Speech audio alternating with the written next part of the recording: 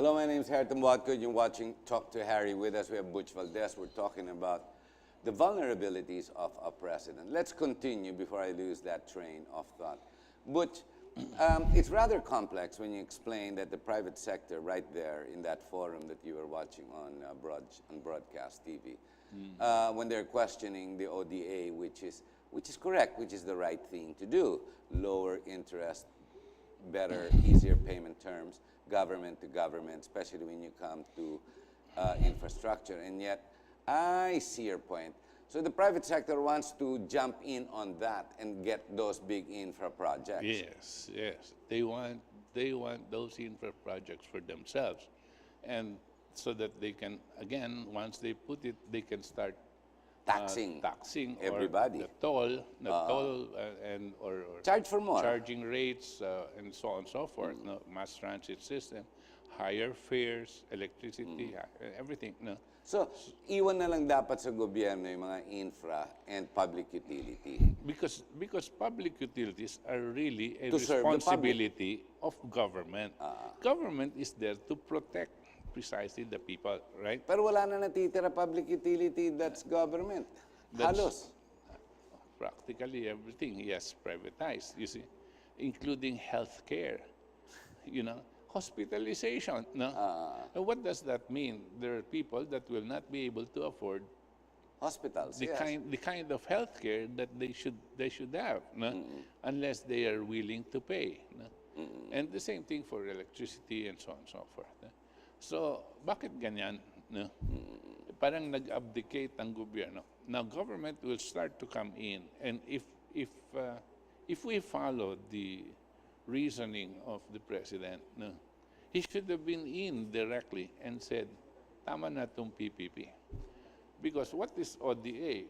Let us go into government-to-government loans. Never mind first the private sector.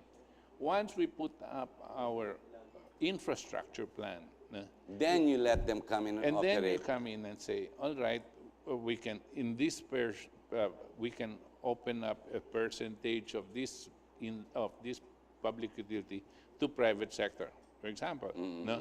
But not in control. Government must not lose control of public utilities.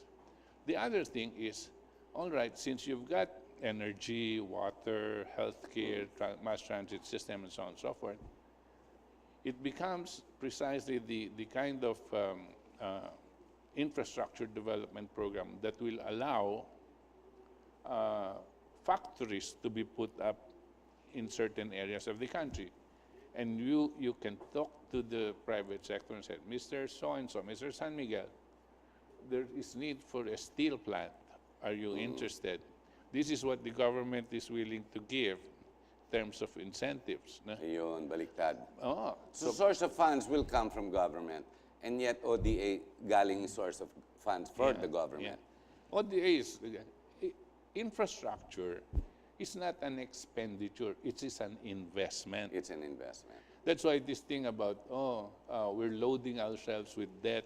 Yes, but if that debt is into an investment, no, It's it will start to liquidate itself very liquidate quickly. itself. No? Yes. Not just in money terms, no? But in the improving the quality of life of your people. No? Those are the returns. No?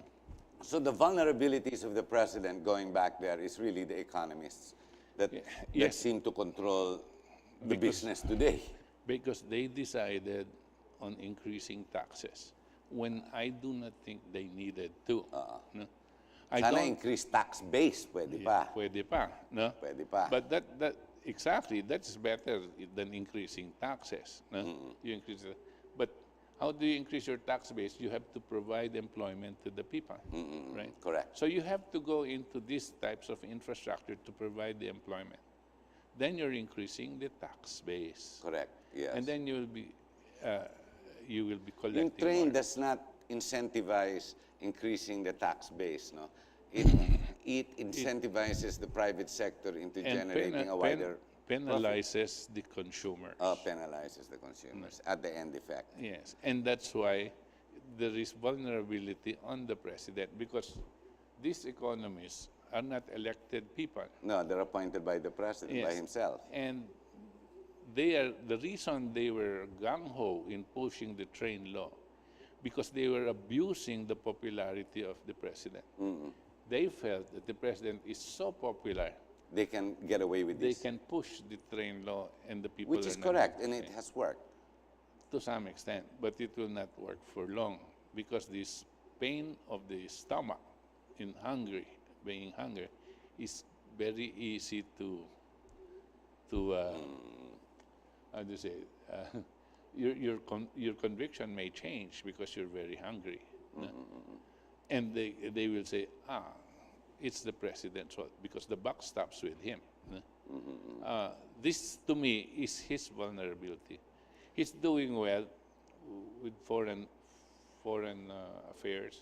He's doing well with communicating with China and Russia and so on and so But forth. he's heavily criticized. He's heavily criticized, especially in social media, when it comes to handling China and foreign affairs. He's heavily criticized when he makes these moves, so to speak. Diba? Well, By seeming, I don't understand because the criticism when there is no solution, there is no option, no alternatives that is offered. Puro sigaw na lang ng sigaw. Wala nangyayari. Yeah, and they will criticize him for kissing a girl on television. On stage, on stage in and South so Korea. on. Yeah. But that's hardly what is going on in terms of the respect that the country and the president is getting in all over the world. Now, we can criticize him because he's still foul-mouthed and he kisses this girl and so on and so forth. But the improvement of relations with China, why will you criticizing? These guys are willing to give us all the assistance we They're need. saying that No? the foreign debt is just climbing to unabated at No. this point. When they were saying we were going to go into a debt trap, Yes. no, they're stupid Yeah. because we are already in a debt trap Okay. before China. Okay. Before China, we were already in a debt trap because of IMF, because of the financial institutions that fixed us up. And they control our finances so much that whatever we can make ipon, no, Lumalabas din. lalabas sila sabihin, pautang mo yan dito sa country because they need money. No? Remember how many times did we shell out $1 billion as lending to another, To another country, country. in Europe that was going down under. So that was going down. So yan ang ginagawa sa atin. And we were just there. And the quality of life was getting worse. On the other hand, for the first time, we received these kinds of ODA. Now, maybe totaling, I don't know, 100, 200 billion or something like that, no? Dollars of 40 years to pay, less than 1% per annum, and 12-year moratorium. That's pretty good. Not only pretty good, that's very good. Yeah, it's very, no? very good. Yes. But hardly any cost to us. And then by the time your infrastructure starts working, It'll pay that back anyway. of course, no. Now, what debt trap are they talking about? The debt trap is the debt service that we're now insist on paying to these foreign banks. This is what Noy did in the last. Yes. And these banks and this debt service that we're paying were actually based on loans that we never received. It was a result of our continuous devaluation of our currency. Just to maintain. Kasi dati, kung ang utang natin, X amount of dollars, no? For every one, in 1971, for every $1 that you owe, When you devaluated, yeah. no, your exchange rate was 4-1, so you needed only 4 pesos to get the $1 to Ngayon pay hindi your debt. na. Ngayon 50 na. Now, 50 pesos to get the $1, That you the same borrowed. $1, no? And since you cannot pay the whole thing, that started to pile up Interest plus into penalty. principal, no? So tumataas yung yung Utang debt mo. service mo. Tataas yung utang, tataas. Pero hindi naman natin tinanggap. Bakit? Dinid-value nila tayo eh. The value and the value. IMF sasabihin, you have to devalue, you have to devalue. And with Mark Ramos' time, we reached 60 pesos to $1. Yes, yes. Right? Until such time, pinigil nila kasi mamamatay na talaga yung mga Pilipino. So, This is what's happening now in Argentina yes. No. But and Venezuela. Venezuela. But you see, despite that, because they've got, well, especially in Venezuela, despite that, the difficulties that were imposed on them by the financial institutions, they fought back and they voted the same guy, no? Whom the Americans were trying to get rid of. Maduro. No? So, bakit? Because the people knew that he was fighting for them. And that if he let go, no, they're just going to sink in terms of quality of life. Tayo, we're rising from that because we sunk. No? We sank at one point with the IMF. You've got these presidents, Cory and Ramos, no? And then not so much with Erap, but much more with Noynoy. No? Yes, yes. So we went into that level, and we, buti na lang, there was a revolution. The Duterte revolution, no? Came through, and now there is a little hope. Do you think the president will be able to weather the vulnerabilities? Or we're talking about this simply because he doesn't seem to notice it yet? Yes. Parang ganon.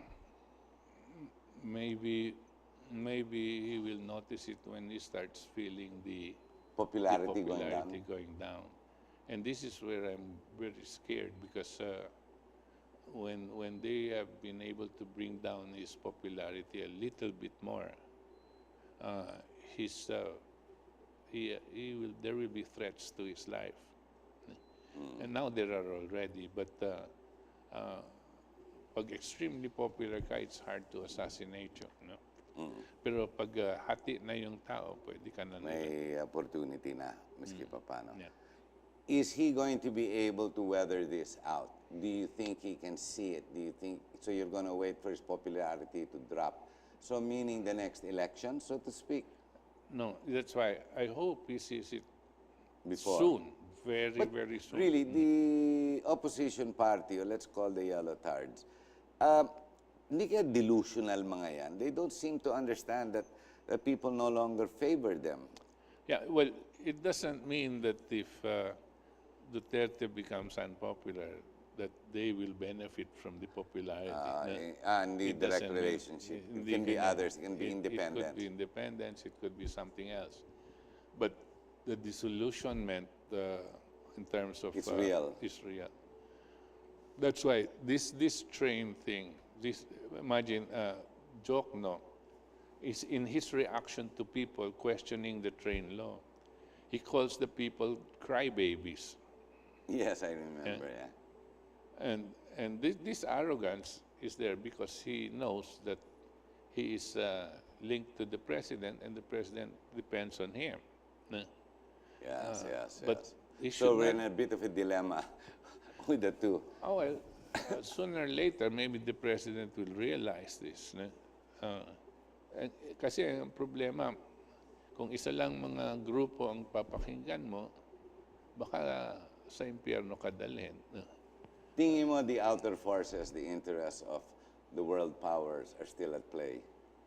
The answer is yes. Yes, because the ones that are against Trump are still at play here.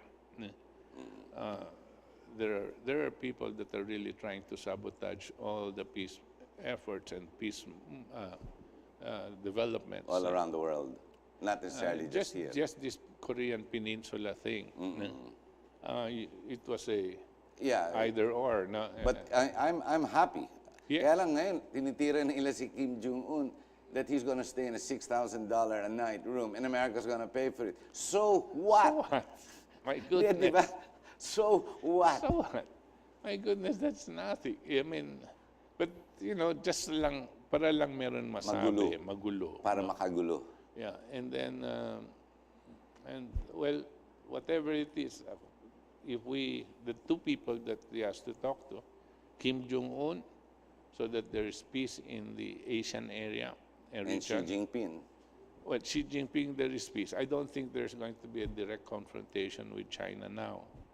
But the other one important is Putin.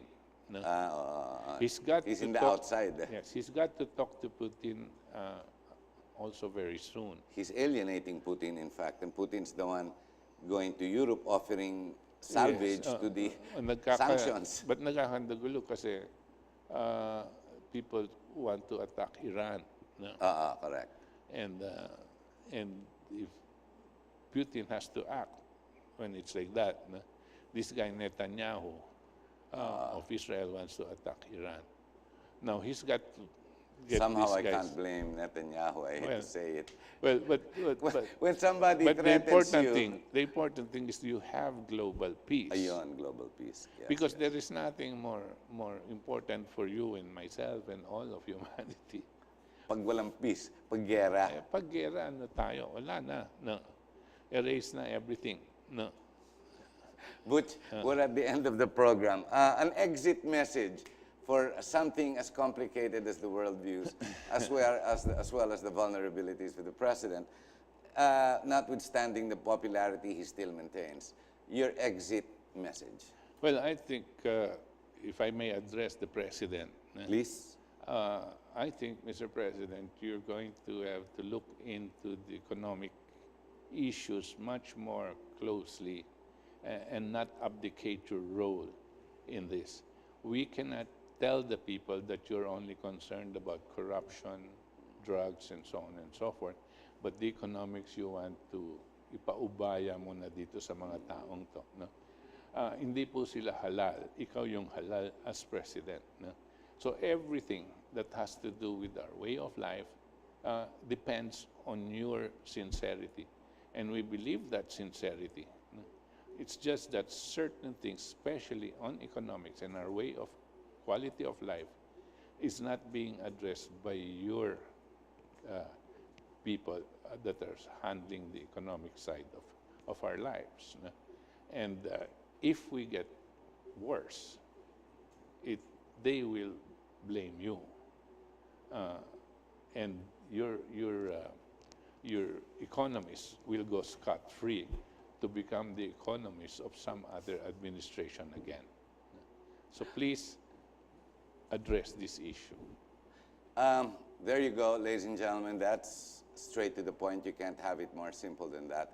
The role of a president is rather complex. It is not enough that one is popular. The problem is sometimes because of the popularity, people tend to take advantage, or sometimes even the president themselves. But in this specific case, when we're talking about the vulnerability, economics, basic economics, progressive economics, whichever way you look at it, when they are run by other people with other interests, especially for the oligarchs, then everything will go to pot, so to speak. Now, what are we to do? Well, I think the support towards this president is required. The continued support is even more required, and for us to believe in it. Now, when it comes to the train law and to some economic positions being rammed down or promoted to us, maybe it's time to stand up and say, no, that is wrong. Now, do we have the power? Yes, we have the power. We are the people. We are not necessarily going against the president, but maybe, just like the Supreme Court took out Sereno, maybe we can take out these economic managers and put some brighter people installed. But then again, that's for you to judge and you to make a decision on. Thank you very much. I hope you've enjoyed our program. Thank you, Butch. Thank you. Privilege.